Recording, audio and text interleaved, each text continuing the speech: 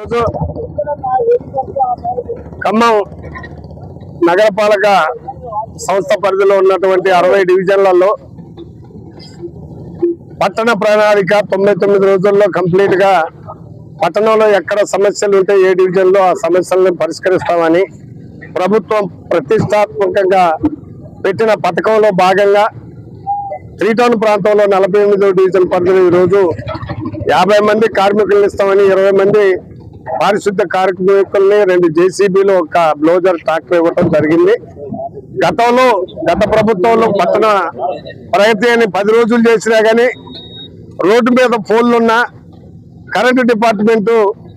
Road మీద ట్రాన్స్ఫర్లు ఉన్నా తక్షణమే పరిష్కరించి ఆ యొక్క పోల్లను తొలగించి పక్కకేపీయటమే కాకుండా ట్రాన్స్ఫరాలను మార్చి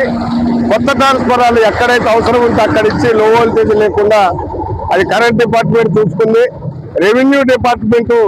ఎక్కడైనా ఆక్రమణకు గురైనా కానీ వాటిని రక్షించే విధంగా ఆ డిపార్ట్మెంట్ చూసుకున్నారు. మున్సిపాలిటీలో ఉన్న ఇంజనీరింగ్ డిపార్ట్మెంట్, టౌన్ ప్లానింగ్ అన్ని డిపార్ట్మెంట్ పనిచేసేది గతంలో. ఈ రోజు చూస్తే చేతులు దులుపుకునే విధంగా ఒక 20 మంది కార్మికులు ఇచ్చి మెయిన్ రోడ్డు మీద ఊరవటానికే పనిచేస్తారు తప్ప పట్టణ ప్రణాళిక అనే దాంట్లో ప్రత్యేక నిధులు ఇచ్చి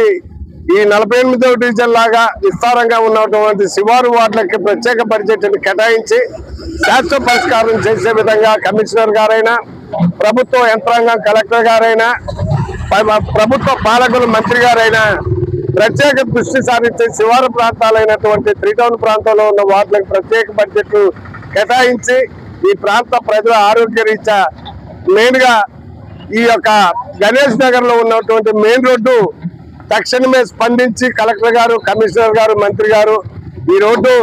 మైబాద్ జిల్లాకు పోయే పెద్ద రోడ్డు కాబట్టి 2 జిల్లాల అనుసంధానం చేసే రోడ్డు,